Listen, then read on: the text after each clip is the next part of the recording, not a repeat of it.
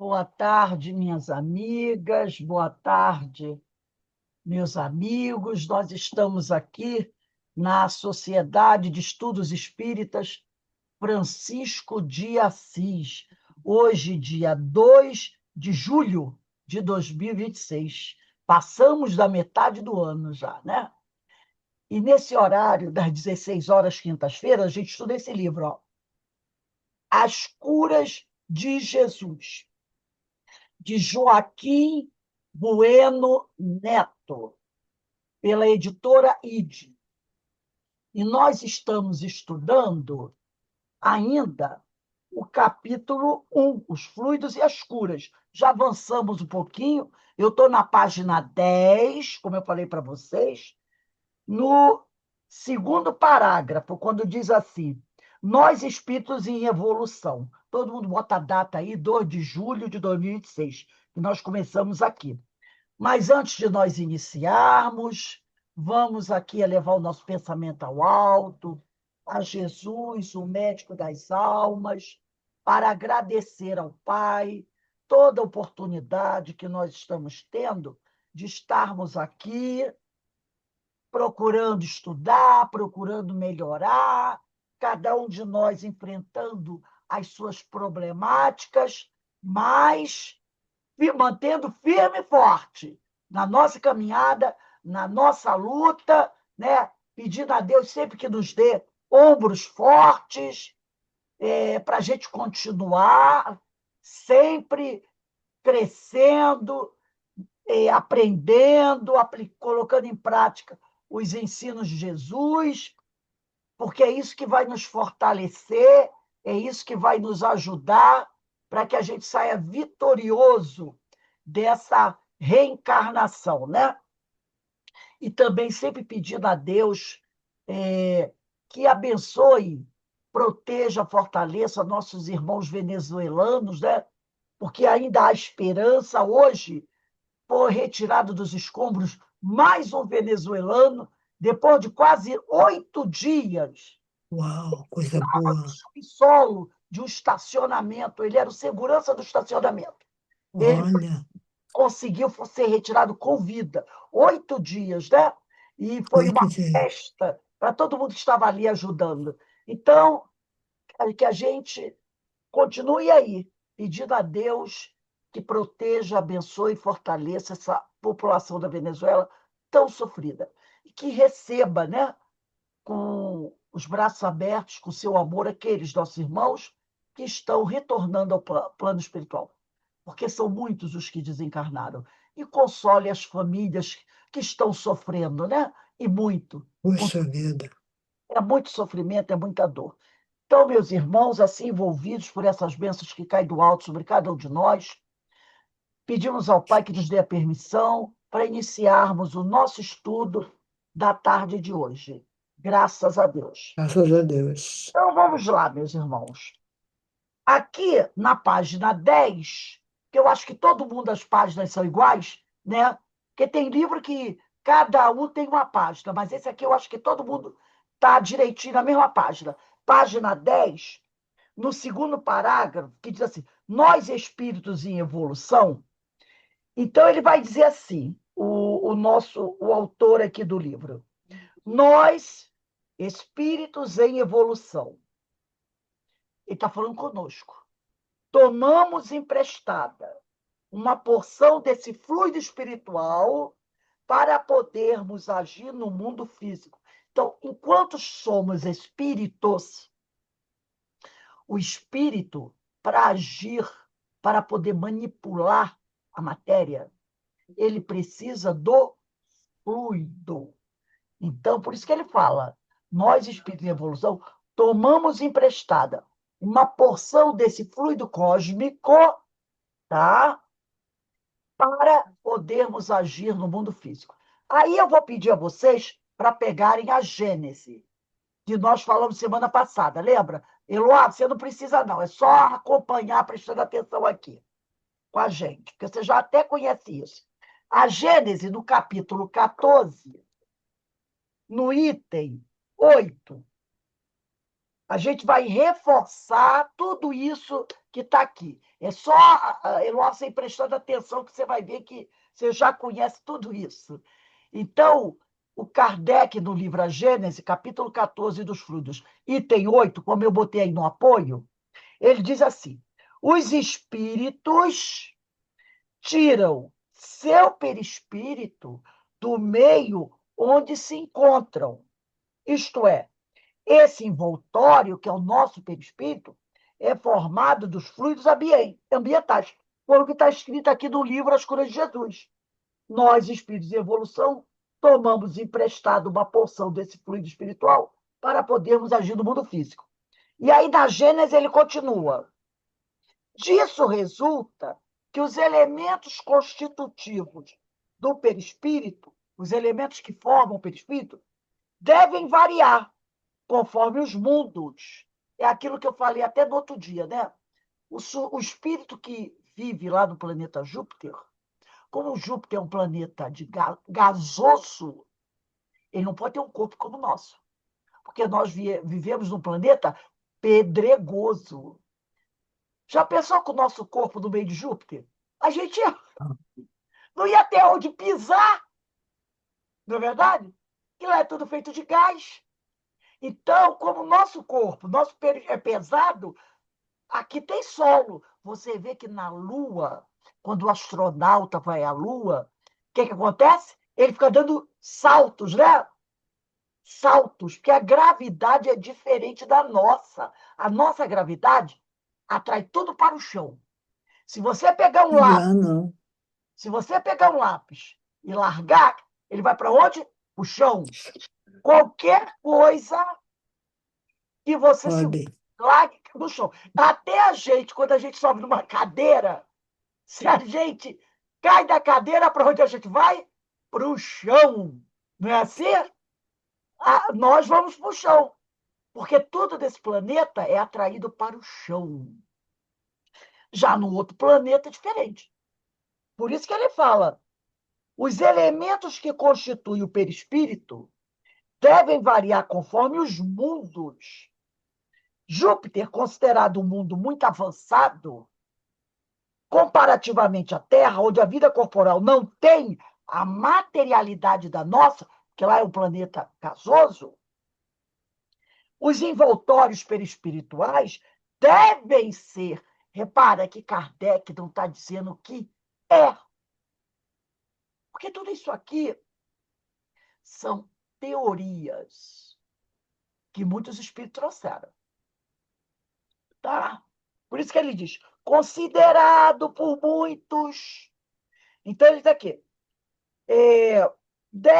devem ser de uma natureza infinitamente mais quintessenciada, mais sutilizada que os da Terra. Ora, da mesma forma que não podemos existir nesse mundo, nós agora não podemos ir para Júpiter e sobreviver lá com o nosso corpo de carne, nossos espíritos não poderiam nele entrar com seu perispírito terrestre. Então, nenhum de nós poderia entrar em Júpiter com o nosso perispírito terrestre, formado dos elementos da Terra.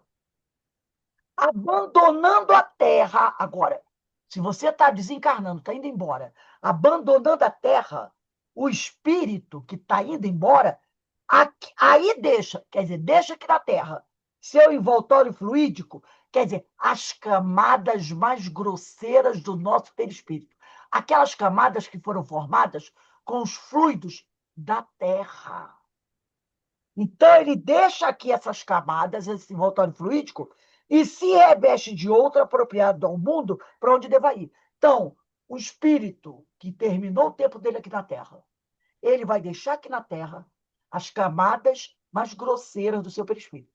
Aquelas camadas que foram formadas pelos elementos fluídicos da Terra. E vai embora para outro mundo. Ao chegar nesse outro mundo, ele vai ter que recompor o seu perispírito com os elementos constitutivos daquele mundo.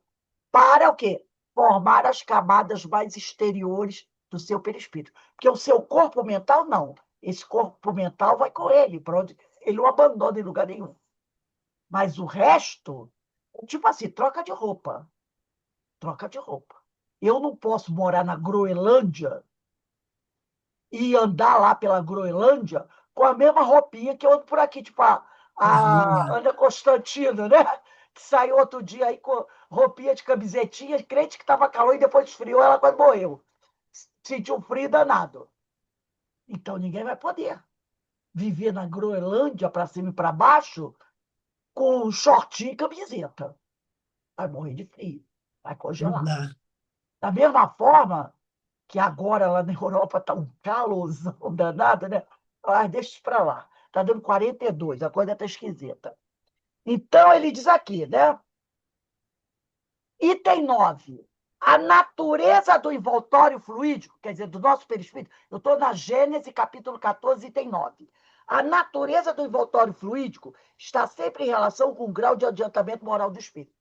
Mesmo você vivendo no planeta Terra, aonde os elementos fluídicos para formar o nosso perispírito são mais densos de um planeta superior, se você tiver uma boa evolução moral, você vai poder, aqui na Terra, escolher o que tem de melhor. É aquilo que eu falo de ir à feira 8 horas da manhã e ir à feira 2 horas da tarde. Entendeu? Quem vai 8 horas da manhã pega uma verdura e um legume bem mais bonitinho. Com Isso é, certeza. isso é o quê? Evolução moral. Então, quem tem evolução moral, por isso que ele diz que a natureza, as características do nosso perispírito está sempre em relação com o grau de adiantamento moral do espírito, né? Aí ele vai dizer aqui, os inferiores, os imperfeitos, os espíritos perfectíveis, não podem trocar esse perispírito à vontade. E, por consequência, não podem ir de um mundo para outro quando queiram. Existem alguns cujo envoltório fluídico, embora etéreo e imponderável em relação à matéria tangível, é ainda muito pesado, né? Aí ele vai dizer aqui, assim podemos nos exprimir em relação ao mundo espiritual, para lhes permitir sair de seu meio. É preciso incluir nessa categoria aqueles cujo perispírito é tão denso que eles o confundem com o seu corpo carnal, e por esse motivo creem estar vivos. Tem médiuns que, às vezes, quando vem um certo espírito, pensam até que o espírito está vivo. Porque a materialização é tanta, o perispírito dele é tão denso, que você até confunde. E o próprio espírito pensa que está vivo. Porque o perispírito dele é tão denso, que quando ele olha para ele próprio, ele não vê diferença quando ele estava encarnado. Entendeu? Ele olha, meu corpo está aqui, ó, normalzinho, ó. Porque está tão denso o perispírito dele que ele pensa que ainda está encarnado. Ele não olha e não se vê vaporoso. Ele se vê ali, ó, denso, né? Aí ele diz assim: esses espíritos, e é grande o seu número, desses que têm o perispírito muito denso, ficam na superfície da Terra como os encarnados. Quando desencarnam, não vão para nenhum paraíso celeste, não. Ficam por aqui mesmo, acreditando se entregar às suas ocupações. Vai trabalhar, fica em casa vendo televisão. Outros são um pouco mais desmaterializados, mas não o suficiente para elevar-se acima das regiões terrestres. Pessoal, que tristeza, a pessoa desencarnou, mas o perispírito dela é tão denso que ela fica por aí, andando, vai na cozinha, reclamando. Por que alguém está ocupando meu quarto? Por que estão dormindo na minha cama? Por que não conversam comigo, gente mal educada? Só porque eu sou idoso, me esquecem no canto. Ele não percebe. Aí vai continuar aqui. Os espíritos superiores, ao contrário, esses podem vir aos mundos inferiores e até encarnarem neles, se quiserem. Extrai dos elementos constitutivos do mundo onde ingressam os materiais do envoltório fluídico ou carnal apropriados ao meio onde se encontram. Fazem como grande nobre que deixa suas roupas douradas para se vestir momentaneamente com traje grosseiro, sem deixar de ser nobre. É assim que os espíritos de ordem mais elevada podem se manifestar aos habitantes da Terra, ou encarnar em missão entre nós. Eles trazem consigo não o envoltório lá que eles tinham lá do mundo superior. Eles trazem consigo a lembrança, por intuição das regiões de onde vieram, as quais vêm pelo pensamento. São videntes entre os cegos. Então, esses espíritos celestes, quando precisam reencarnar ou querem reencarnar em missão, eles também deixam as partes melhores do seu perispírito lá. Vem com o seu corpo mental. Chega aqui, vão buscar o que tem de melhor aqui na Terra para formar o seu perispírito. E vão viver entre nós, como qualquer outra pessoa. Entendeu? Só que o perispírito dele é mais elevado que o nosso, né? É melhor que o nosso, porque ele pôde buscar o que havia de melhor aqui na Terra. Porque o nosso perispírito está, as características dele têm relação com a nossa evolução. Vamos voltar agora para o livro As Curas de Jesus? Vamos lá voltar para as curas de Jesus. Ainda na página 10, diz assim, página 10, terceiro parágrafo, né? Ele diz assim, deixa eu só Eu numerar estou aqui. com ele, as curas de Jesus. Espera um instantinho, gente. Só uma coisinha aqui. Vamos lá. Deixa eu botar errado aqui o parágrafo. Agora a gente vai para o terceiro parágrafo. O espírito e a matéria são criações diferentes e precisam de um mediador, um liame, ou corpo espiritual, que chamamos de perispírito. Todos nós já sabemos disso. E a palavra perispírito vem do grego peri, que significa em torno de. É o elemento de ligação entre ambos. Vamos pegar aí o livro dos Espíritos, como eu falei com vocês. Eu não precisa pegar, não, tá? Item 21. Livro dos Espíritos, item 21. A gente vai fazer esse estudo. Muita gente vai dizer assim: ah, mas eu já sei disso. A gente não importa. A gente vai revisar tudo isso.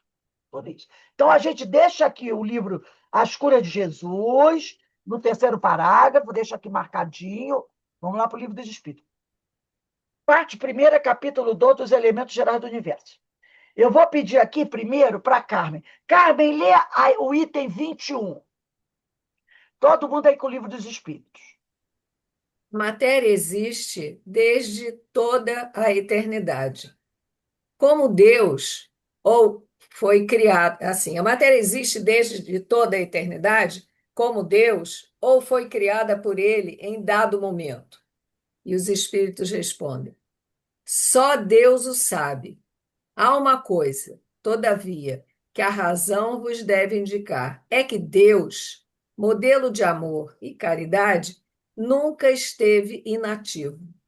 Por mais distante que logreis figurar o início de sua ação, podereis concebê-lo ocioso, um momento que seja? Ele quer saber se a matéria existe sempre, de toda a eternidade, como Deus, né? E aí os pedidos, só Deus o sabe. É tipo da perguntinha que nós não sabemos. Ideína, lê a 22. Define-se geralmente a matéria como o que tem extensão, o que é capaz de nos impressionar os sentidos, o que é impenetrável. São exatas essas definições? Do vosso ponto de vista, elas o são, porque não falais senão do que conheceis. Mas a matéria existe em todos que ignorais, em estados que ignorais. Pode ser, por exemplo, tão etérea e sutil, que nenhuma impressão vos cause aos sentidos. Contudo, é sempre matéria.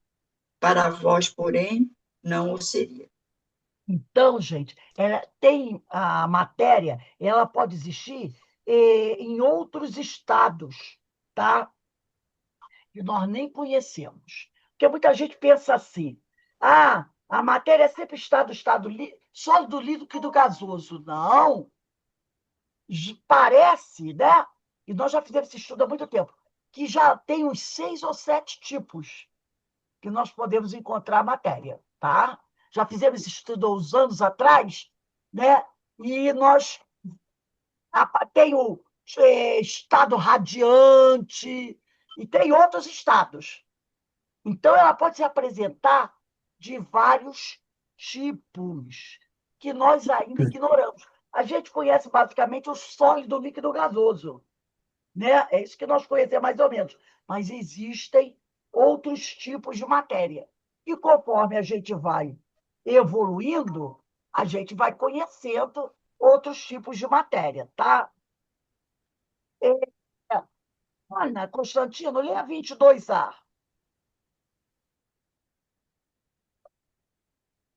De, que definição podeis dar da matéria? A matéria é um laço que prende o espírito e o instrumento de que este se serve e sobre o qual, ao mesmo tempo, exerce sua ação. Está sem som. Não, eu estava falando aqui. A matéria é o laço que prende o espírito, né? É o instrumento de que este se serve e sobre o qual, ao mesmo tempo, exerce sua ação. Então, ele é o intermediário, a matéria é o intermediário. Aí tem uma notinha de Então, tem Kardec. uma notinha. Pode ler, Ana.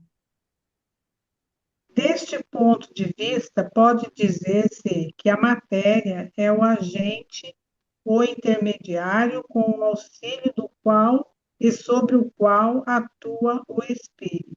Então, essa matéria, esse fluido, a matéria é o fluido, ele é o intermediário, com o auxílio dele, o espírito vai agir sobre o mundo. 23, que é espírito? Esse espírito aqui é com letra minúscula. Que é espírito? O princípio inteligente do universo. Tá? Então, o espírito é o princípio inteligente do universo.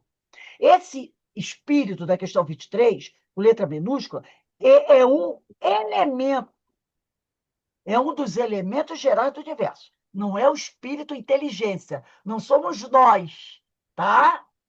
É um dos elementos do universo. É o fluido. Espírito e matéria. Espírito, princípio espiritual.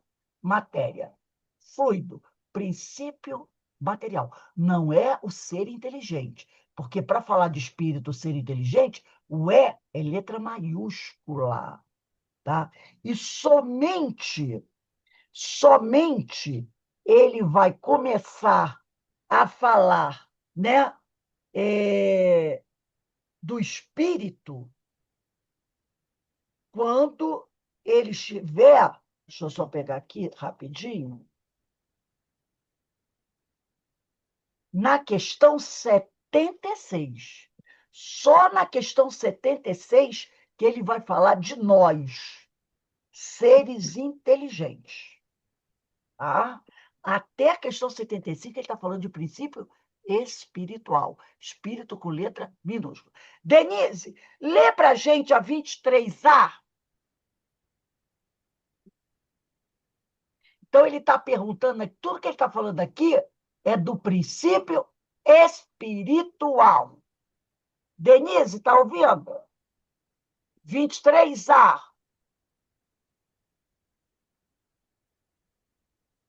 Acho que a Denise não está ouvindo. Joy, você tem o Livro dos Espíritos? Livro dos Espíritos eu tenho. Dá para você ler para a gente a questão 23A? Se você puder esperar eu abrir, eu estava com ele fechado. Espero sim. Eu vou fazer o seguinte: você abre na 24. Enquanto você vai abrindo, lê a 24, a Ideína lê a 23A. Aí depois eu mando você ler a 24. Os Espíritos, né? Isso, o Livro dos Espíritos. Você procura a questão 24. Ideína, lê a 23A. Qual a natureza íntima? Qual a natureza íntima do espírito? Não é fácil analisar o espírito com a vossa linguagem. Para vós, ele nada é, por não ser palpável. Para nós, entretanto, é alguma coisa. Ficais sabendo, coisa nenhuma é o nada, e o nada não existe.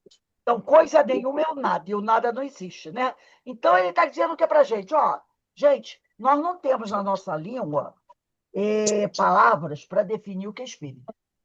Ninguém tem. 24, Joey. É o espírito sinônimo de inteligência?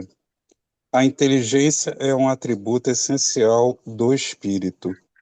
Uma e outro, porém, se confundem num princípio comum, de sorte que para vós são a mesma coisa. Então, ele perguntou: é o espírito sinônimo de inteligência? Então, a inteligência é um atributo do espírito. Né? Carmen, lê a 25. 25. O espírito independe da matéria ou é apenas uma propriedade desta, como as cores o são da luz e o som o é do ar?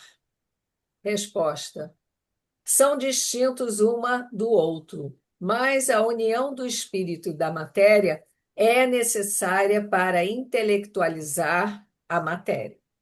Quando ele está dizendo aqui intelectualizar a matéria, tá? Ele está querendo dizer o seguinte: é, animar a matéria. Animar a matéria, tá? Então, quando ele fala aqui, são distintos, porque a pergunta é: o espírito independe da matéria ou é apenas uma propriedade, como as cores são da luz e o som é do ar? E o som é do ar. São distintos uma do outro, mas a união do espírito e da matéria é necessária para intelectualizar a matéria. Quer dizer, para animar a matéria, tá? 25A, Ana Constantino.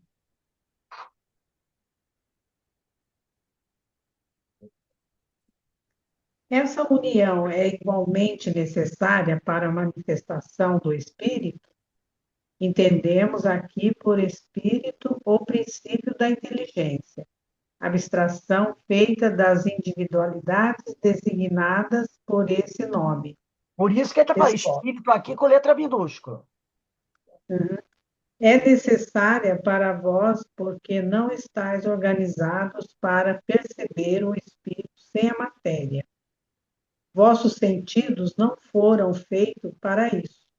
Quer dizer, nossos sentidos não foram feitos para que a gente possa ver o espírito. Nós não temos condições de ver o espírito, tá? Então, ele pergunta: essa união do espírito com a matéria, do princípio espiritual com a matéria, por isso que ele fala, entendemos aqui por espírito o princípio da inteligência, né? A abstração feita das individualidades, que por esse nome se designam. Então, aí ele vai dizer: é necessária a vós outros essa união, porque nós não temos uma organização apta a perceber o espírito sem a matéria. Nós não estamos prontos para ver um espírito puro, sem perispírito. A gente não tem condições disso. Por isso que o espírito precisa se ligar ao fluido, para que você possa percebê-lo. Tá? Aí, na 26, ele pergunta: poder-se-á conceber o espírito sem a matéria?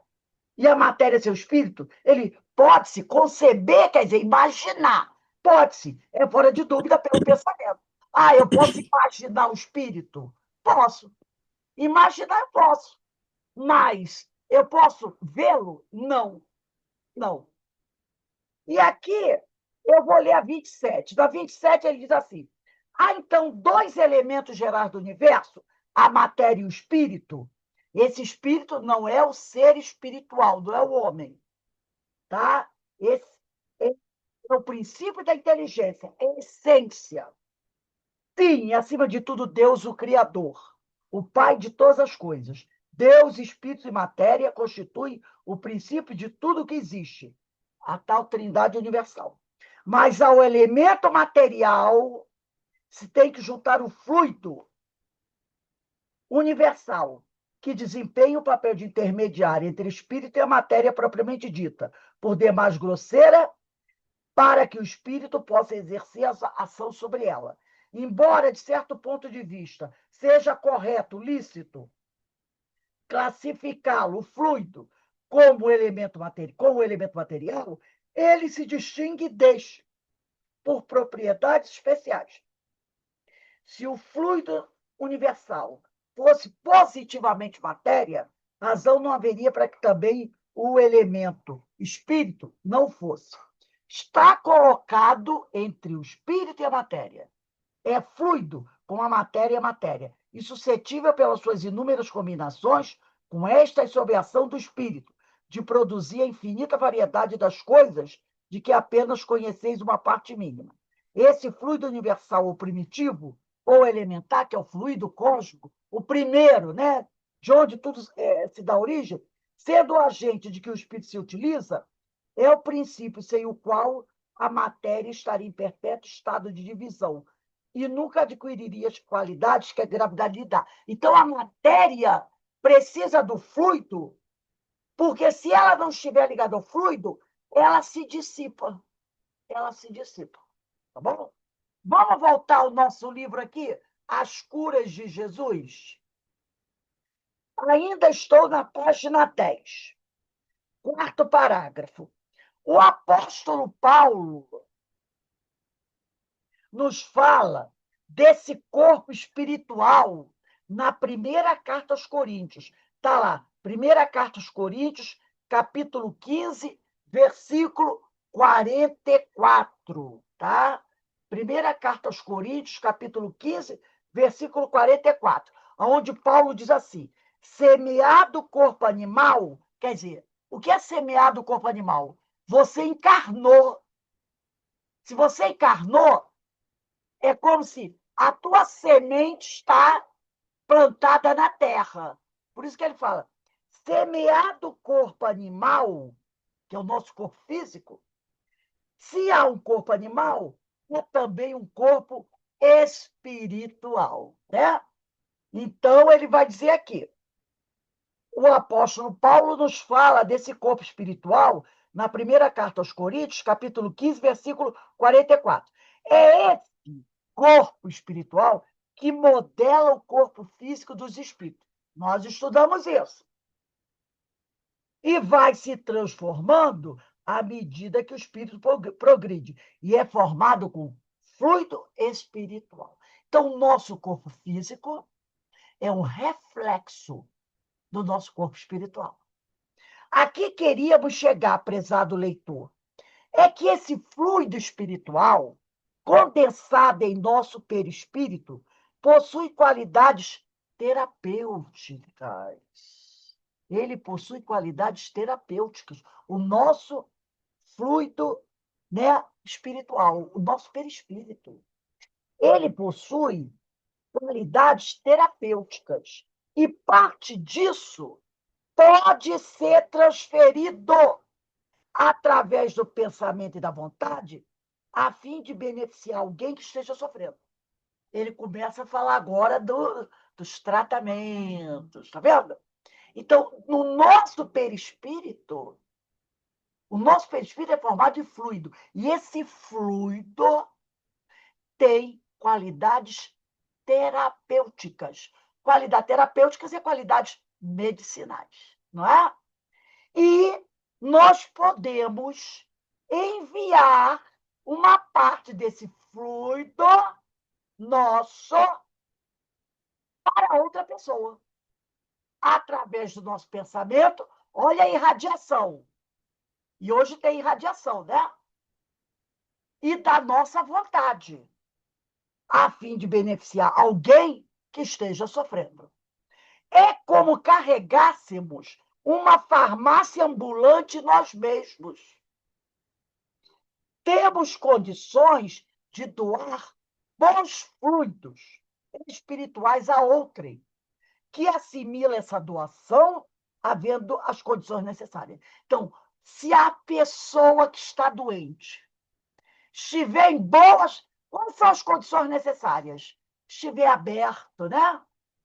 Acreditar, estar ali em prece, pedindo a Deus que ajude, tendo fé, ela pode o quê? Assimilar o fluido que vem do outro.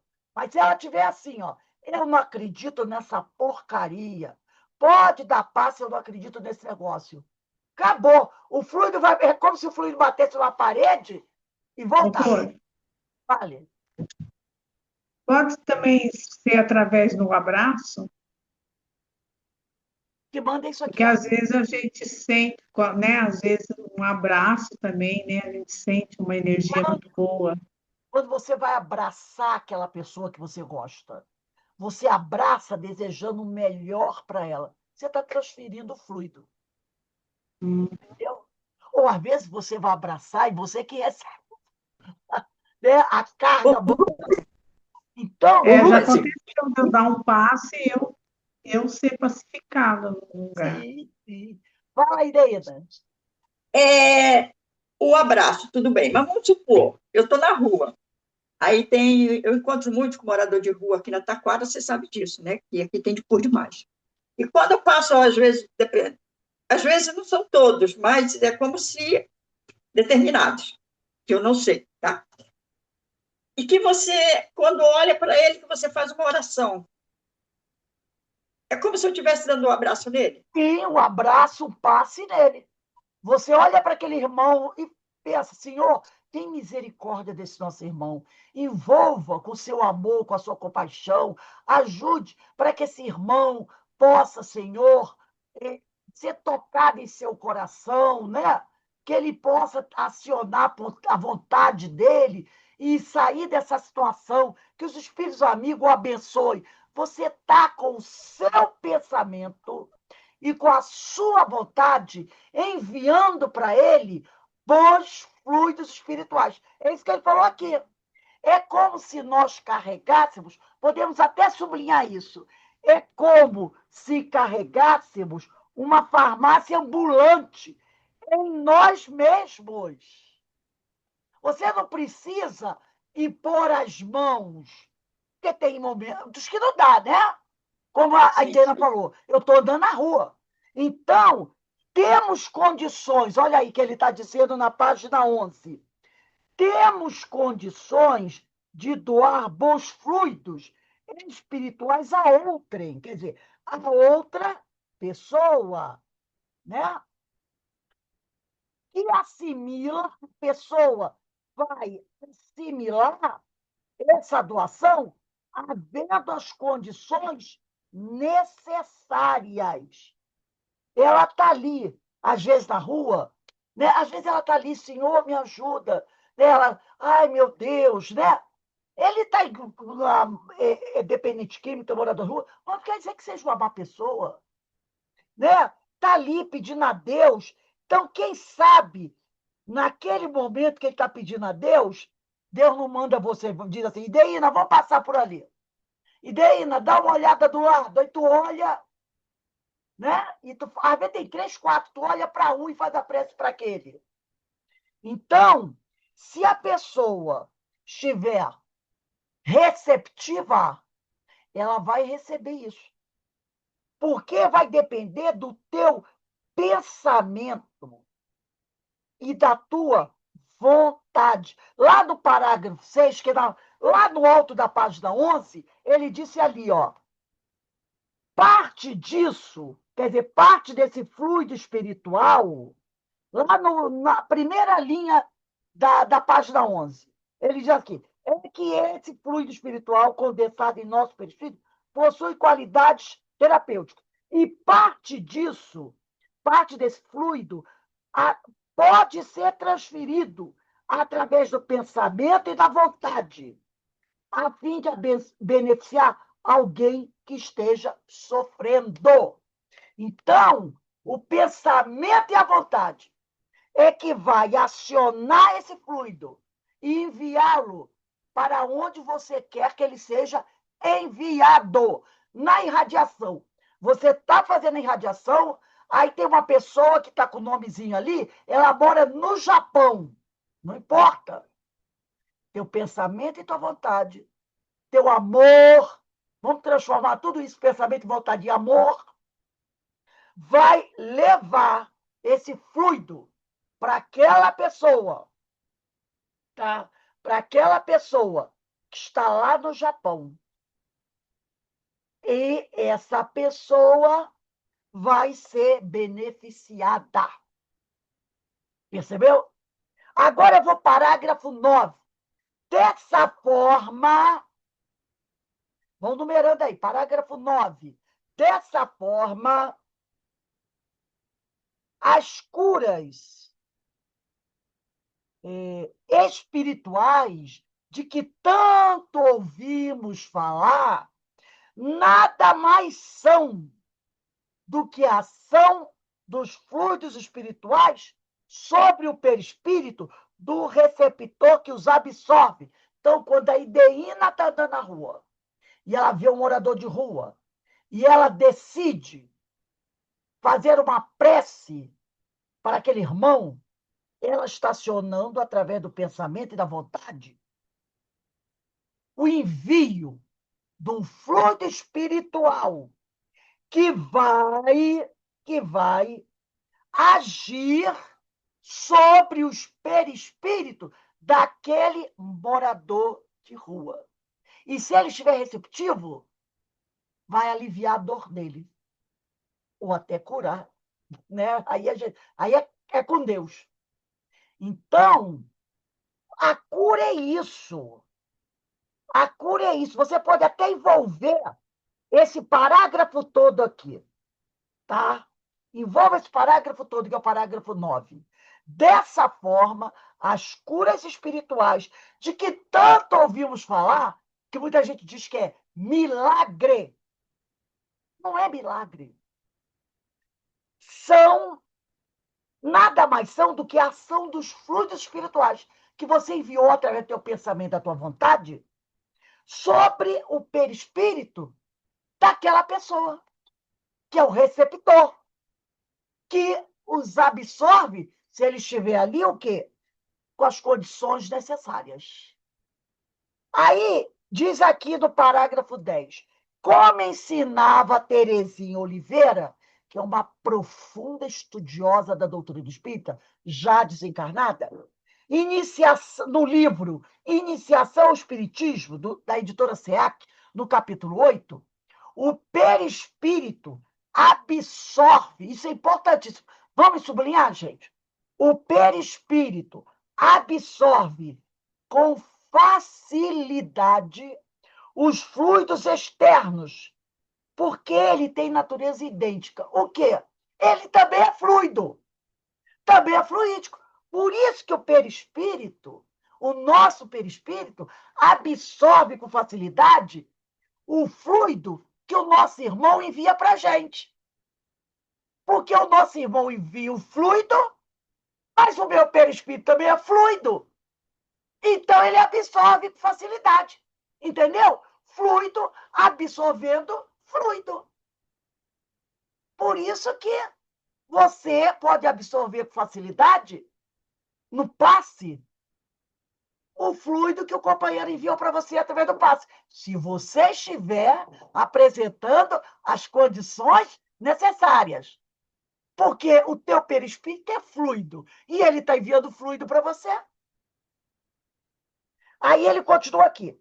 A melhor compreensão que podemos obter sobre essas curas está no trabalho exposto por Kardec, e nós vamos pegar Gênesis aí, no capítulo 14, nos itens 31 e 32. Esse capítulo 14 é aquele mais famoso, né?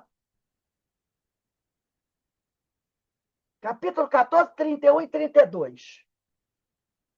Precisa pegar não, tá, Eloá? Fica aí na página 11, das curas de Jesus. Vamos lá. É 31 e 31. A gente estava no item 9, vamos para o 31. Capítulo 14,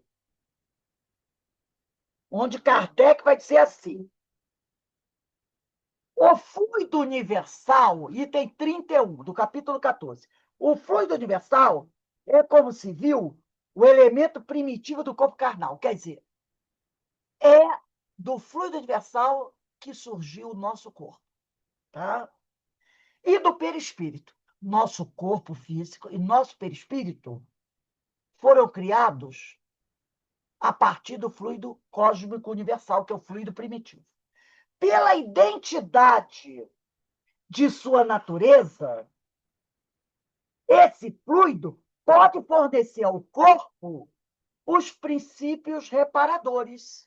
Quer dizer, se o meu corpo físico e o meu perispírito foram tirados do fluido cósmico universal, o meu corpo físico e o meu perispírito é fluido. Entendeu? Eu tinha lá o fluido cósmico universal, tirei uma parte dele, fiz meu perispírito e meu corpo. Então, meu corpo e meu perispírito vieram do fluido cósmico universal. É tudo fluido. Aí ele diz aqui, pela identidade, por quê? É mesmo origem. Pela identidade de sua natureza, esse fluido, que é o fluido cósmico, pode fornecer ao corpo os princípios reparadores, quer dizer, a cura. Estando condensado no perispírito, estando o perispírito com esse fluido dentro dele, o agente propulsor é o espírito. Quem manda o fluido para lá ou para cá é o espírito. Encarnado ou desencarnado, com seu pensamento e sua vontade. Que infiltra o espírito, olha só, o espírito infiltra num corpo deteriorado, num corpo doente, uma parte da substância de seu envoltório fluídico. Então, o espírito retira, pela sua ação e pela sua vontade, uma parte do seu fluido e manda para alguém que está doente. Inocula, como se tivesse dado uma injeção da pessoa, do seu fluido. A cura que a pessoa vai ter se opera, acontece pela substituição de uma molécula doente por outra sadia. Então,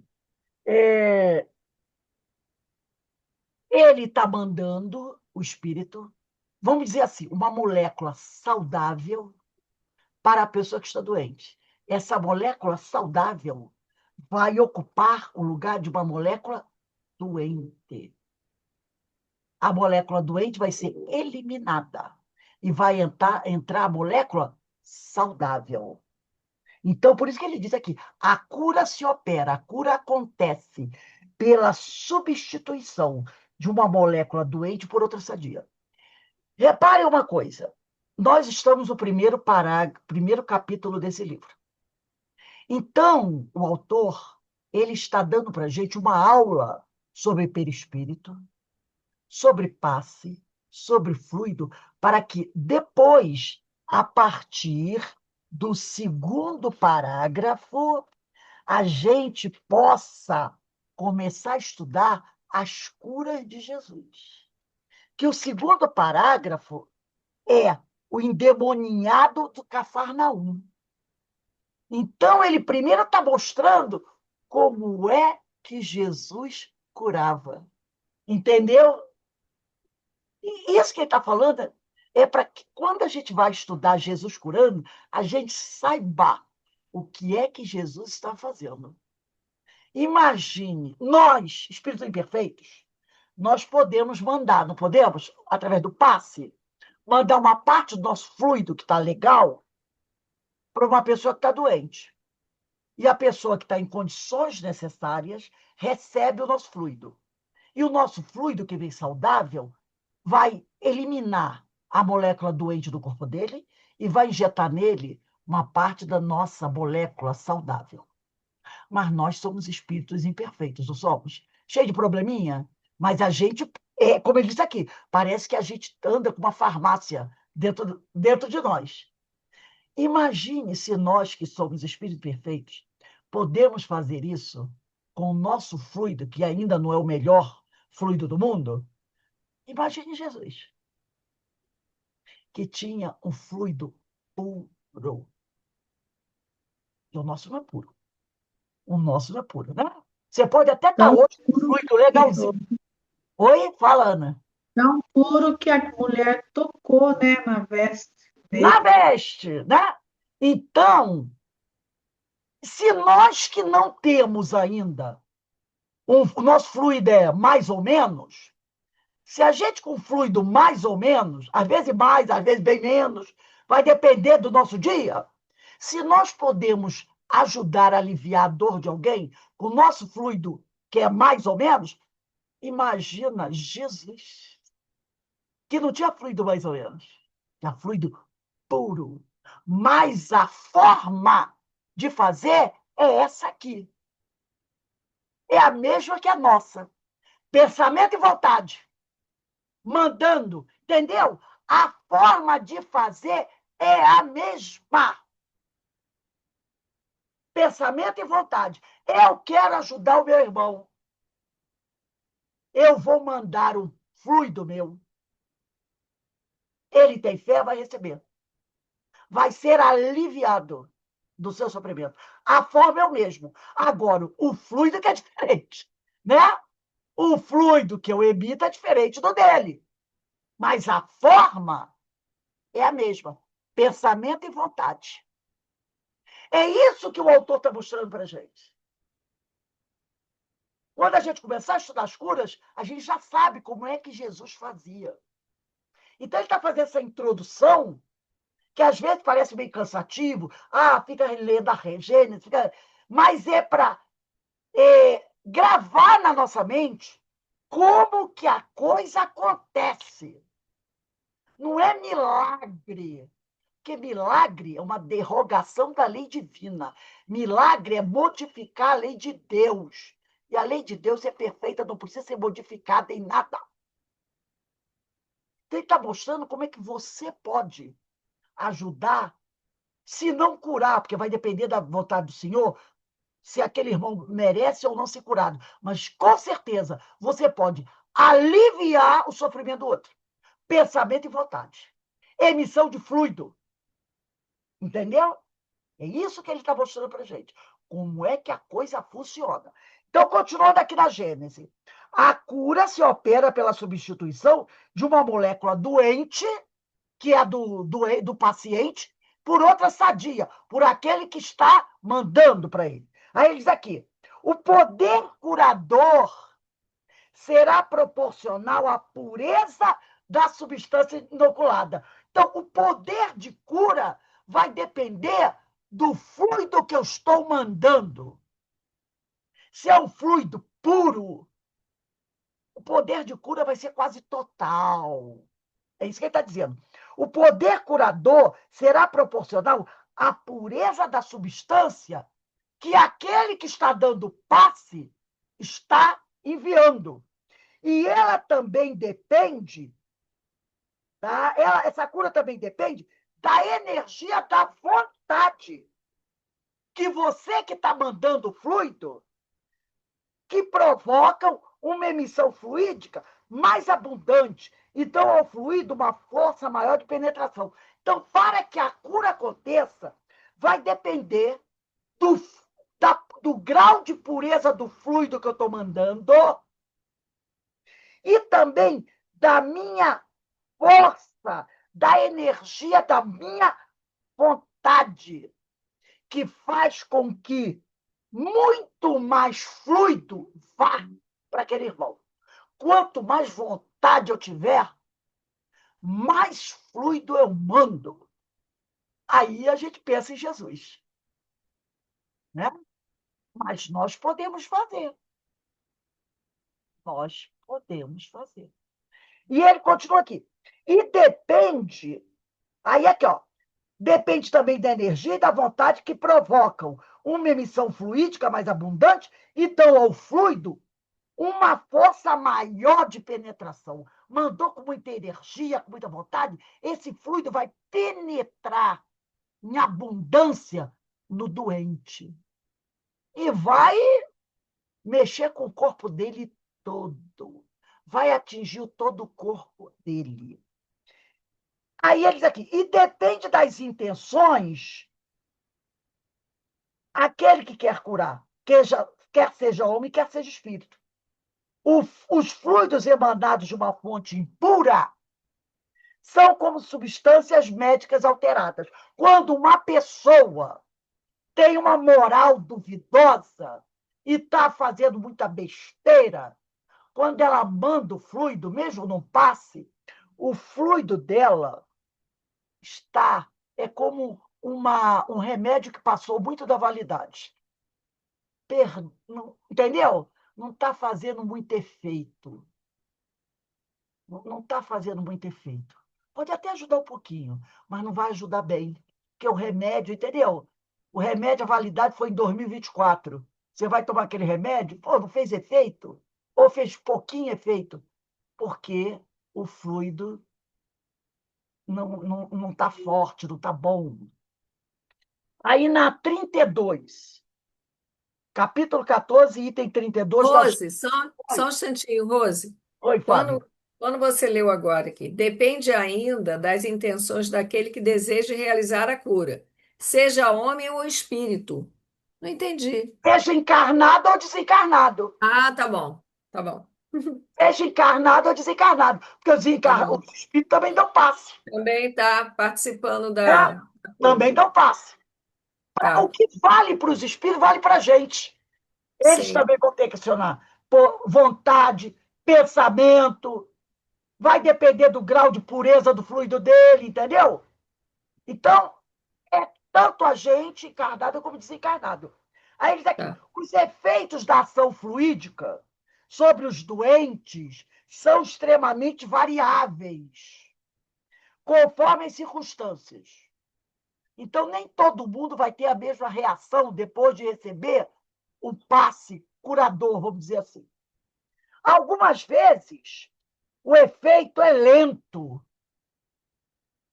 e requer tratamento prolongado, como no magnetismo comum. É tipo assim, às vezes você está com um problema de saúde. Aí, você toma um remédio, com uma semana você fica boa. Outra vez o médico disse assim, minha senhora, esse tratamento você vai ter que ser um tratamento que vai durar 1 ano para que a senhora possa ficar boa. Entendeu? Vai depender. Pode, através do passe, você logo ficar bom, ou ele vai dizer assim, ó, você vai ter que vir fazer o tratamento espiritual aqui pelo menos uns 7 meses. Aí ele diz aqui, algumas vezes é lenta o resultado, né? Outras é rápida e requer tratamento prolongado, como no magnetismo comum. Outras é rápida, como uma corrente elétrica. Há pessoas dotadas de um poder tal que curam instantaneamente certos doentes com a simples imposição das mãos, ou mesmo só por um ato da vontade. Tem gente que tem esse fluido, essa vontade poderosa, uma elevação moral bastante satisfatória, impôs as mãos, deu passe, curou a pessoa. Ou então só pensou, meu Deus, ajude, sabe, aquela prece. Entre esses dois polos, né, extremos dessa faculdade, a diferença é infinita. Então, ele está querendo dizer o seguinte, a cura pode acontecer de maneiras variadas. Tem médium que cura, mas ele precisa de 5, 6, 7 passos para dar. Tem outros que conseguem curar logo no primeiro. Vai depender, porque somos o quê? Individualidades. Ninguém é igual a ninguém. Aí depois ele vai dizer aqui, todas as curas desse gênero são variedades do magnetismo e só diferem pela potência e rapidez da ação. Tudo é variedade do nosso magnetismo. A única diferença está onde? Na potência, na força que você está emitindo esse fluido, no seu grau evolutivo, na vontade que você tem de curar. A diferença está aí. O princípio é sempre o mesmo. A gente disse aqui. O princípio da cura é igual, seja com Jesus, seja com a gente. O princípio é sempre o mesmo. O fluido desempenha o papel de agente terapêutico. Então, o fluido age como um remédio. O fluido desempenha o papel de agente terapêutico, cujo efeito do remédio está subordinado à sua qualidade e às circunstâncias especiais. Então, o fluido vai agir como se ele fosse um remédio. Agora, o efeito que esse remédio vai produzir no doente vai depender da qualidade desse fluido, se é um fluido puro, se é um fluido mais ou menos, se é um fluido problemático, e de algumas outras circunstâncias. A pessoa que está recebendo, né? O ambiente, aí vai ter outras coisas. Entenderam essa questão 31 e 32 do capítulo 14? Ela nos mostra, bem didaticamente, como é que funciona uma cura. É isso que o Joaquim Bueno Neto quer que a gente conheça. Para a gente poder, quando começar a estudar as curas, não ficar pensando em milagre. Ah, eu já sei como é que é o negócio. Ó, pensamento, vontade, fluido, meu fluido tem que estar legal, né? E assim, vai depender da recepção, como é que o outro vai receber isso. Então, você já está sabendo como é que as coisas vão funcionar. E você, principalmente, precisa saber o quê? Como é que você deve se comportar se você quer ser alguém que manda bons fluidos. Porque você pode ter, tem pessoas que têm muita energia, dela mesma, muito magnetismo. Tem outros que têm menos magnetismo, é o magnetismo mais fraco. Outros têm o magnetismo mais poderoso, mais forte. Mas aqui é que está o X da questão. É aqui. Mesmo aquele que tem um magnetismo, entre aspas, mais fraquinho, se ele usar isso aqui com poder e com vontade, com muito amor, esse magnetismo dele, ó, entendeu? E o outro tem muito magnetismo, mas se não usar isso legal, pouca coisa ele vai conseguir. Então a gente vai estar percebendo o seguinte: se eu quero ser um bom passista, se eu quero ser um médium que ajuda na cura dos outros, primeira coisa que tem que começar, reforma íntima. Primeira coisa. Por quê? Porque eu, fazendo a minha reforma íntima, eu melhoro o meu grau evolutivo. Automaticamente, o meu fluido melhora. Fica mais puro. Porque o grau de pureza do fluido vai depender do meu grau evolutivo, da minha moral. Se eu não tenho moral, o meu fluido não é legal. Então, tudo começa em mim. Em mim. Vamos voltar aqui para o parágrafo 11. Porque ele falou, itens 31 e 32 do capítulo de Gênesis, os milagres e as predições segundo o Espiritismo, item puros. Aí continua assim, ali também, quer dizer, nisso que nós lemos, item 31 e 32 do capítulo 14 da Gênesis, ali também aprendemos que corpo e perispírito são apenas transformações do fluido universal. Nós aprendemos isso. Pela sua identidade, natureza idêntica. Pela sua identidade com o corpo físico, o fluido tem poder de repará-lo. Por quê? Porque o fluido e o corpo têm a mesma identidade. Todos eles são originários do fluido cósmico. É tudo fluido.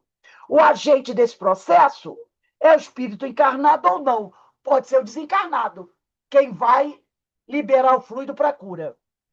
Assim, se alguém deseja curar e possui ou emana fluidos de boa qualidade, ele não disse ótima, tá, gente? De boa qualidade, tendo boa vontade pode dar a tais fluidos apreciável força de penetração. Então, se você tem desejo verdadeiro de curar, você tem amor no coração, seus fluidos são de boa qualidade. E se você tem boa vontade, você pode mandar esse fluido para alguém com muita vontade, muita energia, e esse fluido vai penetrar no corpo do outro e atingir o perispírito dele, tá? O agente terapêutico, quer dizer, o remédio, será esse fluido. E a cura, o resultado das circunstâncias envolvidas. Intenção do curador, merecimento da criatura e receptividade do enfermo. Então, vai depender se a pessoa tem merecimento para ser curada, se ela está aberta à cura, entendeu? Às vezes, ela não tem ainda o merecimento total para ser curada, mas com certeza pode ser muito aliviada do seu sofrimento, entendeu? Agora pensemos juntos. Se esse doador fosse Jesus? Olha aí. E se esse doador fosse Jesus? Imagine a qualidade dos fluidos que o mestre emanava. E sua intenção, sua boa vontade.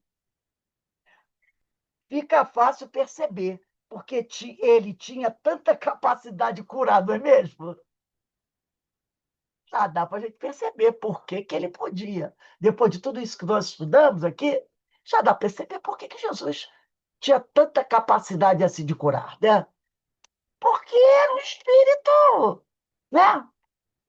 Muito acima de nós, em material, em capacidade evolutiva. Aí ele diz aqui, para Caibar Schutel, todo mundo conhece, né? Para Caibar Schutel, em quem sempre nos inspiramos, as curas do mestre estavam no primeiro plano de sua missão terrena. E eu trouxe aqui, para a gente encerrar a aula de hoje, um texto do livro O Espírito do Cristianismo, que é maravilhoso, da editora Clarim, no capítulo 53. Deixa eu compartilhar aqui. É falando sobre Jesus, a sua capacidade de curar. Deixa eu pegar aqui. Deixa eu trazer para vocês verem. Peraí. Vocês estão vendo? Só dá uma respostinha aí. Sim, Rose, estamos vendo. O Caibar Schutel diz assim, isso está no capítulo 53 do livro Espírito do Cristianismo. As curas de Jesus figuram no primeiro plano de sua missão. Ele curava para ensinar. Grava isso aí. Grava isso aí, essa frase. Ele curava para ensinar, pelo exemplo, a lei de Deus. Então, Jesus curava as pessoas para ensinar, pelo exemplo, a lei de Deus. E a lei de Deus é uma lei de amor, sintetizada nesta sábia sentença: amai a Deus e ao próximo, fazendo ao vosso semelhante o que quererias que eles vos fizessem. Tá? Agora eu não vou fechar o PDF, eu vou voltar para o livro, tá? As Curas de Jesus, para a página 13, primeiro parágrafo. Depois eu vou voltar para o PDF, tá? Agora vamos para as Curas de Jesus, página 13, primeiro parágrafo. Assim, Jesus curava, não por amor à medicina ou ao magnetismo. Olha o que o Caibar disse aqui no PDF. Jesus curava para ensinar pelo exemplo a lei de Deus, sintetizada no ama a Deus e ao próximo como a ti mesmo, tá? E fazendo ao vosso semelhante o que quererias que ele vos fizesse. Aqui no livro As Curas de Jesus, na página 13, primeiro parágrafo, está escrito: assim Jesus curava, não por amor à medicina ou ao magnetismo, mas para ensinar, pelo exemplo, a lei de Deus, através do amor ao próximo. E porque suas curas não apenas ficavam gravadas nos pacientes atendidos, mas nas pessoas que os acompanhavam. Então, aquele que levava o doente para Jesus curar, esse também recebia o ensinamento. O doente recebia o fluido, a cura, se tivesse do seu merecimento, mas aquele que levava o doente ficava assim: caramba, olha o que esse Jesus fez. Entendeu? Ele atendia o paciente e os espectadores, porque normalmente, dificilmente tinha um ou dois só em volta dele. Todo mundo aprendia a lição do amor ao próximo. Olha só, isso despertava reconhecimento e simpatia em todos, que nele, que em Jesus, viam um ser de poderes divinos, já que ninguém jamais fora visto fazendo o que Jesus fazia. Ninguém nunca tinha visto alguém fazer o que ele fazia, curar um cego, curar limpando um leproso ali, e põe as mãos sobre o leproso, fazia uma prece. Daqui a pouco, quando o pessoal olhava para o leproso, ele não tinha uma ferida no corpo. Então, não era só o leproso que se beneficiava, que aprendia. Todo mundo que ficava assim, oh, estava aprendendo também. Tá? Aí eu vou aqui dar um pulo para o próximo PDF, para a próxima página desse PDF. Mas é preciso convir que Jesus não limitava a sua ação às curas que efetuava. Não era só isso que ele fazia. Vinha aqui para curar, vinha aqui para curar, vinha aqui para curar. Estas, longe, quer dizer, as curas, longe de serem objeto de sua predileção, era um dos meios para que o evangelho fosse anunciado. Quer dizer, a cura que ele realizava para as pessoas era um processo pedagógico, vamos dizer assim. Era um dos meios, não era o objetivo principal dele, não era curar corpos. Já ouviram falar isso em algum lugar, né? O objetivo principal de Jesus não era curar corpos. Era, sim, tratar espíritos. Por isso que ele é o médico das almas. Era curar os espíritos das suas doenças morais. Mas curar alguém era um dos meios para que ele pudesse o quê? Ir espalhando o evangelho. Quais os processos usados para a obtenção de resultados profícuos, para a obtenção de bons resultados? Como e de que forma Jesus fazia suas curas? O Evangelho nos diz que ao império, quer dizer, com a força da sua palavra e das suas mãos, os enfermos se restabeleciam. Eu vou pular aqui 3 parágrafos. O poder de curar em Jesus era dom sobre-humano. Aí a pessoa vai dizer, como? O que é isso sobre-humano? Mas ele não era um homem como eu? Quando dizemos de Caibar sobre-humana ou sobre-humano, excluímos da nossa tese a palavra sobrenatural. Esse sobre-humano não quer dizer sobrenatural, fantástico, extraordinário, milagre. Visto nada existir que não seja natural. Tudo que acontece entre nós é da natureza, é natural. Era sobre-humano, ele usa essa expressão sobre-humano, visto ser esse dom em Jesus perfeito, ultrapassando, portanto, os limites do poder humano, mesmo dos melhores curadores. Por quê?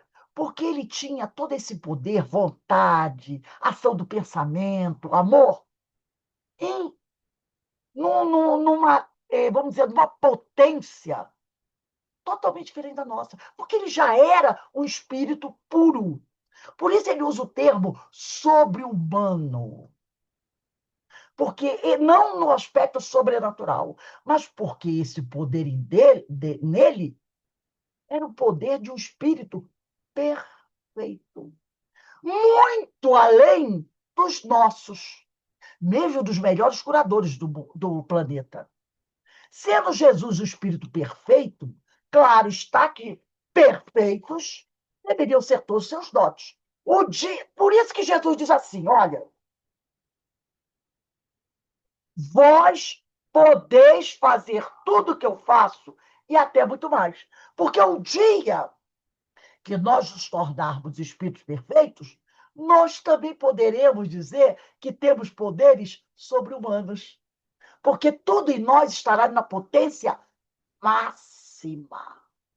Sendo ele o maior missionário que baixou a terra, não pedia, para o bom exercício de sua missão, deixar de vir revestido de poderes e forças que o distinguissem dos demais homens. Né?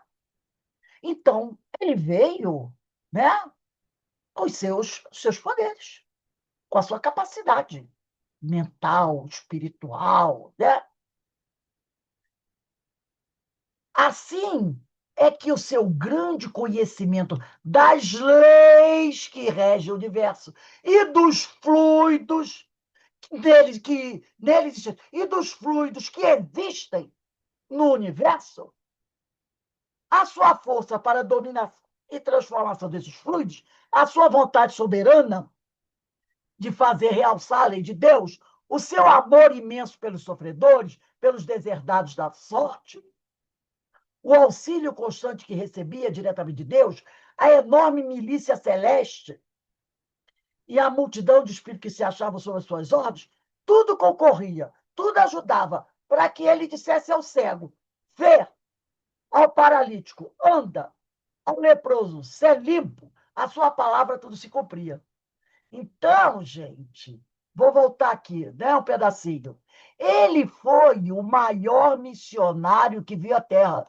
Foi o espírito puro que viu a Terra. E ele veio revestido de todos os seus poderes, todas as suas forças, que ele conquistou. Não recebeu de graça. Ao longo dos milênios, durante seu processo evolutivo. Então, ele tinha conhecimento das leis que regem o universo. Ele tinha conhecimento de como manipular os fluidos existentes nesse universo. A sua força para dominar, a manipular, a transformar esses fluidos, igualável. A vontade soberana de fazer realçar a lei de Deus. Lembra a transformação da água em vinho? Aquilo é manipulação de fluido. O amor que ele tinha pelos sofredores, inigualável, que nós ainda não conseguimos ter, pelos deserdados da sorte, o auxílio que ele constantemente recebia do Pai, eu estou no Pai, o Pai está em mim, a enorme falange de espíritos celestes que estavam sempre junto deles, ajudando, seguindo as ordens dele, que ele dizia, faça isso, faça aquilo. Tá? Tudo ajudava para que ele, ao se deparar com o sofredor, dissesse para o cego, por exemplo, que é um sofredor, vê, e o cego via, a cegueira dele era curada. Se aquele doente estivesse em condições próprias para isso, tá? Ao paralítico, anda. Ao leproso, ser limpo, a sua palavra tudo se cumpria. Não nos cumpre descer à minudência, aos detalhes, nem formular hipóteses que, em vez de explicar aos leitores os meios de que Jesus se utilizava para curar, os transviariam do estudo. Limitamos-nos a afirmar que o moço nazareno reunia todos os caracteres do homem magnético. E, além disso, recebia do Pai Celeste tudo o que pudesse auxiliar para o cumprimento de sua tarefa. Por isso ele curava. Por isso que ele fazia tudo aquilo que a gente estudou com ó. Entendeu? voltando aqui, para a gente encerrar, né? Não, não, eu vou parar por aqui, porque para depois, aí semana que vem a gente continua. Entendeu por que a gente estudou tudo aquilo? Tudo isso da Gênesis? Para a gente entender como é que Jesus curava. Não era milagre. Os milagres de Jesus. Você pode até usar a palavra se você quiser, mas entendendo que não é aquele milagre de mudar as leis de Deus. É a capacidade que o Espírito já possui de utilizar o seu pensamento e a sua vontade para enviar o seu fluido para auxiliar alguém que necessita. E se aquela pessoa estiver aberta à cura, vai receber nas condições que ela se encontra. Às vezes, vai curar, às vezes, vai aliviar, mas você vai conseguir enviar aquele fluido que vai penetrar fundo aquela pessoa, atingindo seu perispírito, seu corpo físico. Entendeu? Aí a gente vai começando agora e depois a gente vai continuar quando ele fala que o objetivo de Jesus não era sair curando corpos, era espalhar o evangelho. E as curas era um dos meios que ele usava para espalhar o evangelho. Outro meio, parábolas. Entendeu? As parábolas também eram um meio de Jesus espalhar o evangelho, seus ensinamentos. As curas também. As curas também. Porque quando ele curava as pessoas, ele não só chegava e punha as mãos e ia embora. Ele curava e deixava sempre uma palavra, uma orientação.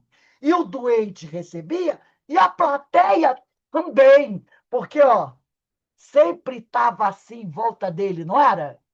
Quando a mulher hemorroísta foi curada, estava sozinha, tinha uma multidão. Jesus logo falou: alguém me tocou. Aí os discípulos disseram: Senhor, mas tem um monte de gente aqui.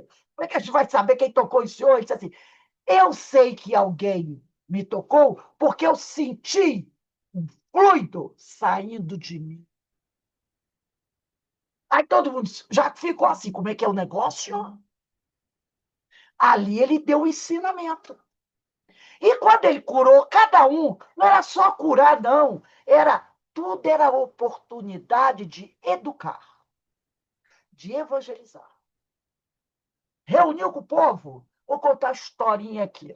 Parábola do bom samaritano. Né? Tinha aquela parábola do servo infiel, do homem mau, né? Que encontrou um amigo que estava precisando, devendo horrores para o seu senhor, lembra? Tem uma passagem que o Humberto de Campos conta, muito engraçada, que quando Jesus falou assim, tipo, vou citar um exemplo aqui do dinheiro de hoje. Havia um homem que estava devendo 300 bilhões para o seu senhor. Aí diz que os discípulos começaram a rir. 300 bilhões? Vamos pensar do dinheiro de hoje.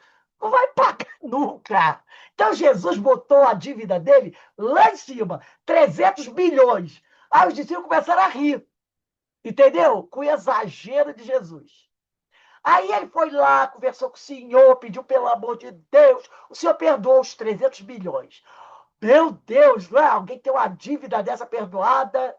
Aí quando ele chegou na rua, encontrou um homem que devia a ele 10 reais. Entendeu? Jesus fazia assim. E o que ele fez? Disse que ia bater no homem, prender o homem, botar o homem como escravo, porque não pagava os 10 reais. Aí os discípulos disseram, meu Deus. Aí foram denunciar ele para o senhor. Olha, senhor, o senhor perdoou os 300 bilhões que aquele homem está te devendo. Agora ele encontrou outro que está devendo só 10 reais para ele. Ele não perdoou. Então Jesus fazia essas histórias para o pessoal ficar assim, e entender a lição, entendeu? Então Jesus usava parábola e as curas. Tudo eram meios para divulgar o evangelho, para passar o ensinamento. Então, ele não veio aqui para curar corpos, não. Mas, já que ele tinha essa capacidade, E se a pessoa estava em condições de ser curada, né? Já tinha passado aquele período, né? Já estava aberto ao arrependimento, ele curava.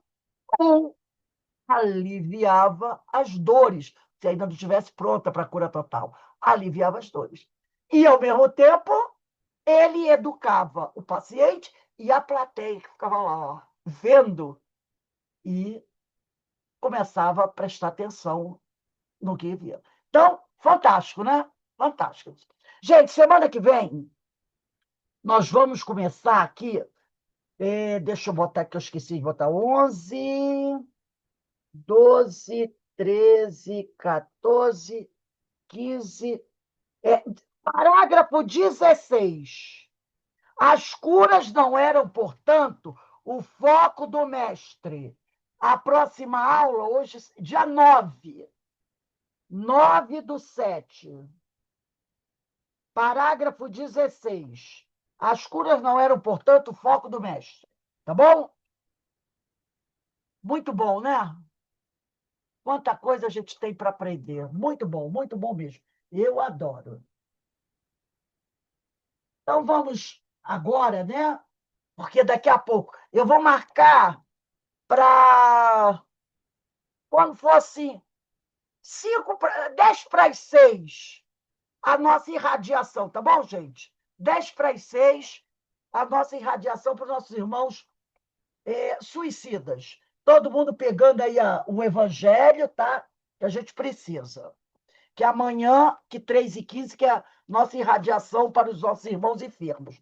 E depois nós teremos a nossa palestra pública. Então, eu vou pedir aqui para a nossa irmã Ideína fazer a nossa prece de agradecimento. Ideína, por favor, minha amiga. Elevando nosso pensamento ao Pai, ao nosso Mestre Jesus, em agradecimento por essas explicações, por esses entendimentos, que sejamos dignos de estar reunidos, Senhor, para esse aprendizado dessa doutrina que tanto nos esclarece. E muito agradecemos a Francisco de Assis, esse irmão que nos permite reunir em seu nome, para nos esclarecer, nos fortalecer e poder nos tornar melhor, Senhor. Muito agradecida por tudo, que a sua paz se faça no coração de cada um, hoje, agora e sempre. Que assim seja. Graças a Deus. Então, meus irmãos, daqui a pouco a gente retorna. Quando fosse umas 10 para as 6, 5 para as 6, para a nossa irradiação para os nossos irmãos suicidas. Quem for da radiação fica, quem não for, vou pedir para sair e só voltar às 6h30 na hora da nossa palestra. Um beijo no coração de todos.